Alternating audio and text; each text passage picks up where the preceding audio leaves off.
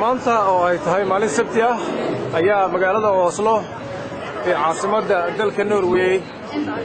taasoo ay ku nooshahay muslimiin aad u fara badan oo gaaraya ilaa iyo 100 kun kor u dhaafay halka Soomaalida degan dalkan oo lagu qiyaasay in 20 kun oo muslim ay degan yihiin ka dhacay banaanbax looga soo horjeedo arrintii ka dhacday sabtigii la soo dhaafay magaalada caasimadda ee dalka Sweden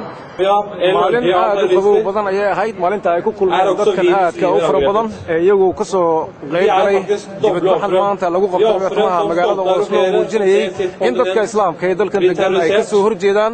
dhibaato kastoo loo geysanayo ummadaha kale ee Westernka ama Yurubiyanka ee qaaradan degan ayna banaanbax xoog leh ay ka muujiyeen halka ay ka soo qeyb galeen wasiirro iyo hogaamiyaal oo ka socda dalkan oo xubno kala duwan oo arrimaha bulshada iyagu maamulo ah marka iyagoo muujinaya dadku u akhrinaya ama khudbaynayo leh middan waa mid aan yeelayn waxa ayna tahay mid aan u dhannahay islaam iyo kristanba inaysan dhicin dhibaato lagu geysto dadka waxa ayna ka turjumaysaa arrintii ka dhacday sababtii la soo dhaafay magaalada caasimadda u ah dalka Sweden ee Stockholm taasoo maanta lagu kulmayo bartamaha magaalada Oslo ee caasimadda dalka Norway ayaa waxa ay tahay mid ka dambeysay kadib markii sabtigii la soo dhaafay uu ka dhacay shil ismidaamis oo nin uu u geystay dadka soo aan lagu dhiman balse ay noqotay in shalay maalintii Jimcaha ahayd masjidka lagu tukado maalintii Jimcaha salaanta lagu sameeyay dadka islaamka iyagu degan dalka Norway kuwaasoo go'aan ku gaaray inay ku kulmaan barxad ku taala bartamaha magaalada Oslo iyagoo markaa aad uga soo horjeeday arrintii ka dhacday magaalada Stockholm muujinayada inay aad uga xun yihiin muslimkana ama diinta islaamkuna aysan ahayn mid markaa dhibaato lagu geysto ummadaha kale ee caalamka ay tahay mid muujinaysa nabad iyo nabadgelyo iyo is-ixtiraamid in ummaddu ay wada noolaato waxa aan la kulmay qaar ka mid ah Soomaalida iyagu ka soo qeyb galay kana qeyb qaadanayay dibadbaxan lagu qabtay bartamaha magaalada Oslo mid ka mid ah ayaan weydiiyey fikradiisa iyo waxa uu ka soo jeedinayo حسن أرنتان فرحة وأركان كلمات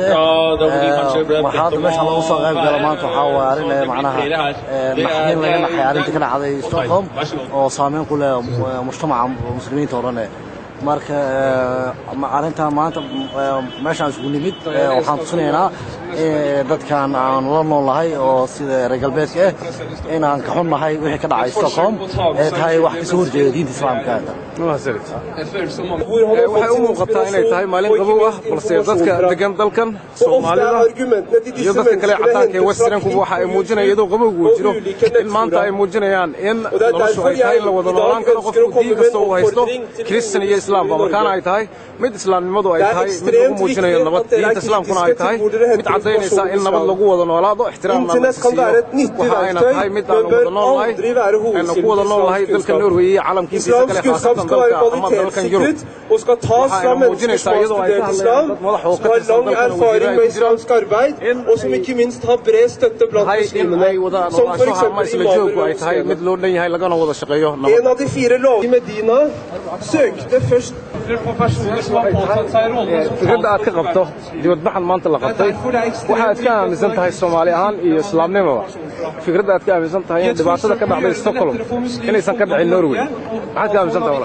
والله waxaan ka aaminsan in dhibaatadii dhacday inay runtii dhibaatadii aad u weynahay dhibaato khalad aan arkaa Soomaali ahaan iyo islaam ahaan runtii wax soo jeeda way u mareen maajinta islaamka inay aqbalayeen qof la macaalis ka jiro waxaa aad uga soo jeeda waxaan rajaynayaa dadka aad uga fiirsadaan yani diintana khalad loo fahmo